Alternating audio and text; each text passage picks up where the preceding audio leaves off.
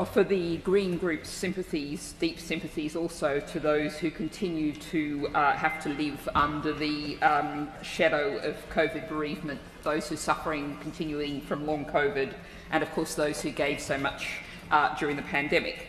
The Noble Lady the Minister has referred to the issue of preparedness.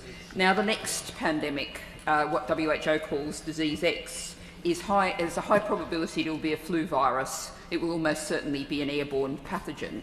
Is the government ready in terms of medical supplies, up-to-date medical supplies now and in the future to deal with that?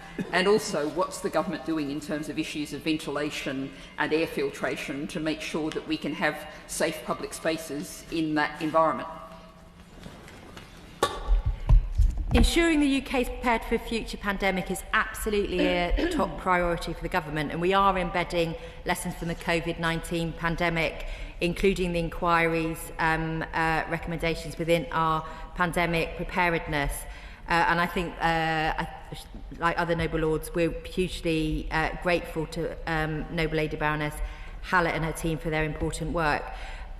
Just to reassure the Noble Lady, the UK government has been conducting a national exercise on pandemic preparedness, which is exploring a lot of these issues, which is called Exercise Pegasus, and which is involving both ministers from across the UK government, but also working very closely with devolved governments to try and ensure that we do have the preparedness that we need for a future pandemic.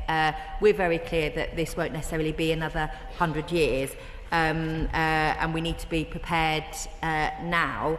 It was the first of its kind in nearly a decade, and the largest simulation, so the exercise is the first of its kind in nearly a decade and the largest simulation of a pandemic in UK history.